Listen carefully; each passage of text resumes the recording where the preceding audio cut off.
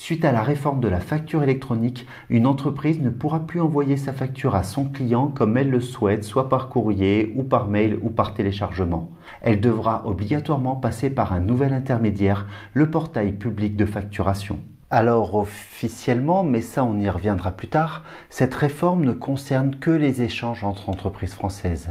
Ça veut dire que dès qu'une entreprise française facturera une prestation ou une marchandise à une autre entreprise française, elle n'enverra ou n'imprimera plus de facture à son client. Elle devra obligatoirement l'envoyer par le portail public de facturation, c'est-à-dire à l'administration fiscale. Et ensuite, c'est ce portail qui la transmettra au client. Donc, avec la mise en application de cette réforme, l'administration devient un intermédiaire incontournable et elle recevra le détail de toutes les factures entre professionnels. À une époque où on parle de plus en plus de la protection des données personnelles et de la préservation des libertés individuelles, je me demande quand même comment la CNIL a pu accepter un tel fonctionnement. Dans le jargon administratif, l'envoi de ces factures de manière électronique s'appelle le e-invoicing. Mais ce n'est pas tout. Je vous ai dit qu'on devait transmettre l'ensemble des factures émises par les entreprises françaises à d'autres professionnels français. Mais que faudra-t-il faire pour les ventes réalisées à des particuliers ou à des professionnels étrangers? Je vous rassure, on ne devra pas transmettre le détail de chaque facture. Par contre, il faudra tout de même transmettre la synthèse quotidienne de toutes ces autres ventes. Ça va être sympa ça. Dans les faits, ça s'appelle le e-reporting et donc en fonction de la taille de votre entreprise, vous devrez déclarer le chiffre d'affaires journalier qui ne correspond pas à une e-invoicing, c'est-à-dire au format envoyé par des professionnels français. Toutes les entreprises, quelle que soit leur taille, devront transmettre ce e-reporting au portail public de facturation. Par contre, ce sera tous les 10 jours, tous les mois ou tous les 6 mois en fonction de l'option à la TVA de l'entreprise. Je pense que vous l'avez compris, au final, cette réforme de la facture électronique portera sur deux éléments. L'obligation d'émettre des factures électroniques entre professionnels et de passer par le portail public de facturation pour les transmettre via le e-invoicing, et l'obligation pour toutes les autres transactions de faire une synthèse journalière et de la transmettre sous forme de e-reporting au portail public de facturation. En synthèse, dès que la réforme sera mise en place, l'administration aura connaissance en quasi temps réel de l'ensemble des ventes réalisées en France. Et en parallèle, de l'ensemble des charges de votre entreprise. Car s'il n'y a pas de facture entre professionnels, ce ne sera plus une charge pour votre entreprise. Et voilà donc les deux objectifs principaux de cette réforme. Collecter plus de TVA et plus rapidement grâce aux informations sur les ventes et éviter que les entreprises ne diminuent leur chiffre d'affaires déclaré ou augmentent leurs charges pour payer moins d'impôts. Moralité, si l'informatique a été créée à l'origine pour aider les hommes, là j'ai quand même un petit doute. Mais je m'égare, revenons au sujet. Au fait, elle aura lieu quand cette réforme de la facture électronique ? Vous allez voir, dans cette partie, il y a aussi une petite subtilité rigolote. On le sait tous, quand il y a des modifications structurelles, on est obligé de mettre des étapes. Déjà pour valider les process et éviter le blackout du système, mais aussi car tout le monde n'a pas la même capacité et facilité à évoluer. Dans le monde de l'entreprise, c'est quelque chose qui s'est confirmé à chaque fois. Plus l'entreprise est importante, plus elle est structurée et plus elle a de facilité à appliquer une réforme. C'est pourquoi cette réforme de la facture électronique se fera en 3 étapes en fonction de la taille de votre entreprise. En premier lieu, c'est-à-dire au 1er juillet 2024, les grandes entreprises, celles qui ont plus de 5000 salariés et qui réalisent un chiffre d'affaires supérieur à 1,5 milliard d'euros, devront émettre des factures électroniques et les transmettre à l'administration. C'est donc un chiffre assez réduit de 300 entreprises qui émettront des factures électroniques dès 2024. Ensuite, dans un second temps, les ETI, c'est-à-dire les entreprises de taille intermédiaire qui ont plus de 250 salariés et qui réalisent un chiffre d'affaires supérieur à 50 millions d'euros, entreront dans le nouveau système de la facture électronique. On estime les ETI approximativement à 6000 sociétés en France. Et pour finir, au 1er janvier 2026, toutes les entreprises, les 3,8 millions de PME et micro-entreprises seront concernées par la réforme. Oui, les micro-entreprises sont avant tout des entreprises, donc elles sont aussi concernées par cette réforme de la facture électronique. Donc au final, pour la plupart des entreprises et sûrement pour la vôtre, l'obligation de passer à la facture électronique ne sera qu'en janvier 2026. Ça laisse donc le temps de se préparer. Sauf que si en juillet 2024, il n'y a que les grandes entreprises qui devront émettre des factures électroniques, à cette même date, juillet 2024, Toutes les entreprises, quelle que soit leur taille, de la très grande à la toute petite, devront être en capacité de recevoir des factures électroniques. Donc la réforme, pour vous comme pour toutes les petites entreprises françaises, ce n'est pas janvier 2026, mais juillet 2024. Et à cette date, en juillet 2024, vous devrez être inscrit sur le portail public de facturation et être en capacité de recevoir ces nouvelles factures électroniques. Au final, pour vous, la réforme, ce ne sera pas pour après-demain, mais pour demain. Et on vous laisse ensuite un maximum d'1 année et demie pour émettre également les e-invoicing et les e-reporting. Petit intermède dans la vidéo, je ne vous l'ai pas dit jusqu'ici, mais tout le monde ne sera pas impacté par cette réforme. À ce jour, il y a principalement 2 types d'activités qui ne devront pas générer et recevoir des factures électroniques. Ce sont les professionnels médicaux exonérés de TVA et les associations également exonérées de TVA. Par contre, tous les autres secteurs seront normalement concernés. De l'artisanat aux commerçants, en passant par la profession libérale, l'agriculteur, l'association qui serait soumise à TVA, mais aussi les ACI qui émettraient des factures soumises à TVA. Ça concerne donc énormément de personnes qui devront être en capacité de recevoir des factures électroniques à partir du 1er juillet 2024 et qui devront ensuite être en capacité de les émettre avant le 1er janvier 2026. Et cette réforme, c'est donc une révolution qui va modifier beaucoup de choses dans le fonctionnement des entreprises et dans la manière d'interagir avec une facture. Preuve en est, on parle dorénavant de cycle de vie de la facture électronique. Si avant on ne faisait que recevoir une facture et la comptabiliser, dorénavant les entreprises devront transmettre des informations à l'administration tout au long de la vie de la facture, de son émission jusqu'à son paiement. Schématiquement, les étapes vont être les suivantes. En premier lieu, le fournisseur va déposer sa facture et va la déposer sur la plateforme. À ce moment-là, 2 possibilités. La plateforme va soit accepter la facture et la transmettre à son client, soit elle va refuser cette facture et la renvoyer au fournisseur qui devra la mettre en conformité. Une fois que l'acheteur aura reçu cette facture, il devra transmettre une information à l'administration fiscale. J'approuve la facture, totalement ou partiellement. Je suspends la facture parce qu'il manque des informations par exemple et je mets la facture en litige. Si la facture était suspendue, le fournisseur va la compléter et elle sera ensuite approuvée par le client. Si la facture est en litige, soit il y a une correction du litige et dans ce cas elle sera ensuite approuvée, soit le litige reste et la facture est définitivement refusée et le fournisseur sera obligé d'émettre un avoir pour l'annuler. Une fois que la facture est approuvée, le client devra transmettre l'information à l'administration qu'il a payé la facture et ensuite le fournisseur devra aussi indiquer à la plateforme qu'il a encaissé l'argent. Quand je vous disais que l'administration va tout savoir sur les échanges commerciaux dans les entreprises, avec ce niveau de détail, c'est réellement le cas. Et ça va demander énormément de manipulation pour les entreprises et la plateforme publique de facturation n'a pas été développée pour vous aider. C'est pour ça que la loi sur la facture électronique a créé un intermédiaire qui n'est pas obligatoire mais qui est là pour vous aider et que vous devrez payer.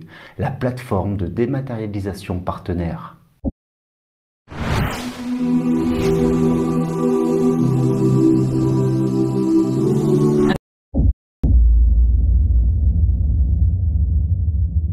Si le portail public de facturation est une plateforme publique utilisable par l'ensemble des entreprises et ceci gratuitement, les services offerts par cette plateforme seront limités. On ne pourra que déposer des factures et les envoyer aux clients, télécharger des factures reçues des fournisseurs et indiquer le cycle de vie de la facture. Par contre, ce sera des manipulations à faire facture par facture et manuellement.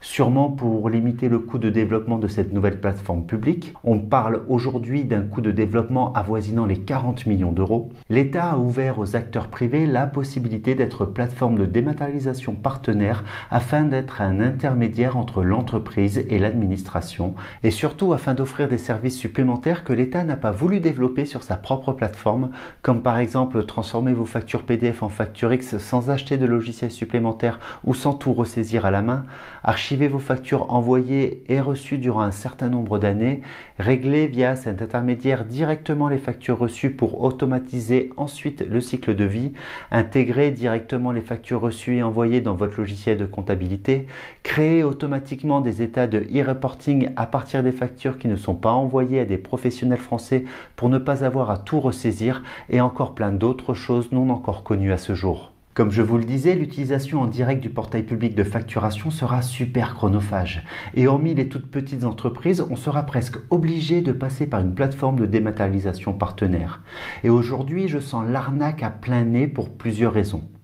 Déjà, on parle d'un coût minimum de 3 millions d'euros pour créer cette plateforme de dématérialisation partenaire. Et ce chiffre n'intègre pas le coût de la maintenance et le coût de fonctionnement. Ça veut dire que l'utilisation de ces plateformes, quasi obligatoire pour les entreprises, je vous le rappelle, ne sera pas gratuite et sera donc un coût supplémentaire à supporter par votre entreprise. Service qui sera sûrement facturé sur la base d'un nombre de factures reçues et du nombre de factures émises.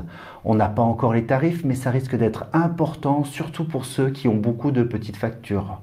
Mais ce risque sur le coût n'est pas pour moi le plus gros problème avec les plateformes de dématérialisation partenaires. Personnellement, si une plateforme est prête à investir 3 millions d'euros aujourd'hui, la valeur qu'elle va rechercher ne se trouvera pas dans les prestations qui seront offertes, mais dans les données que vous allez transmettre. Car en recevant vos factures et les factures de vos fournisseurs, ces plateformes de dématérialisation partenaires pourront connaître tout un tas d'informations sur les entreprises clientes. Par exemple, la liste de vos clients et la liste de vos fournisseurs, les prix de vente que vous pratiquez, les remises que vous pouvez obtenir sur vos achats, les délais avec lesquels vous payez et les délais avec lesquels vous êtes payé, tout un tas d'informations qui ont énormément de valeur pour vos concurrents, vos fournisseurs et tout votre environnement économique. Pourtant, comme je vous l'ai dit, il faudra sûrement que vous passiez par une plateforme. Alors, laquelle choisir ?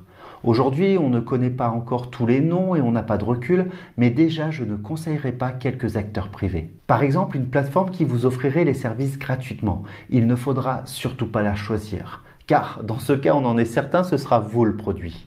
Et j'éviterai aussi votre banque si elle devient plateforme partenaire. Car si elle récolte toutes vos données, elle pourra les utiliser pour noter votre entreprise par exemple. Ça peut être positif, mais ça peut aussi être négatif. Et justement, pour protéger toutes ces données et limiter les dérives, les experts comptables, via une association liée à la profession, ont créé une plateforme de dématérialisation partenaire, jefacture.com. Je ne dis pas que ce sera la meilleure plateforme car elle est toujours en cours de développement à ce jour, mais si vous changez de logiciel comptable ou de logiciel de facturation en 2023 ou 2024, il sera intéressant de vérifier si ce logiciel est compatible avec la plateforme jefacture.com. Ce ne sera sûrement pas la moins chère, ce ne sera sûrement pas celle qui offrira le plus de services, mais ce sera sûrement l'une des plus sécurisées au niveau de l'utilisation de vos données. À travers cette vidéo, je pense que vous sentez que j'ai comme un goût amer au fond de la gorge au sujet de la facturation électronique. Et si j'ai l'impression que les entreprises vont encore une fois se faire avoir, ne vous inquiétez pas, la communication du gouvernement est déjà prête pour vous faire avaler la pilule en vous parlant des avantages de la facture électronique. On ne va pas se le cacher, si les deux premiers pays à avoir mis en place la facture électronique ce sont l'Argentine et l'Italie, ce n'était pas pour aider les entreprises à améliorer leurs process, mais principalement pour limiter la fraude fiscale et améliorer les recettes en matière de TVA et d'impôt sur les sociétés. Voilà le principal avantage de cette réforme. Il ne sera pas pour vous, mais pour l'État. Mais si on disait la vérité dans les communiqués officiels, ce ne serait pas super vendeur. Donc, même si on n'a pas encore des spots à la télévision vantant les avantages de la facture électronique, on retrouve déjà sur le site du gouvernement les thèmes qui seront abordés. Et on va les regarder et on va les analyser. Cette obligation poursuit plusieurs objectifs. Renforcer la compétitivité des entreprises grâce à l'allègement de la charge administrative, à la diminution des délais de paiement et au gain de productivité résultant de la dématérialisation. Pour une entreprise, le coût d'une facture électronique est inférieur à celui d'un timbre-poste, alors que celui d'une facture papier est supérieur à 10 euros.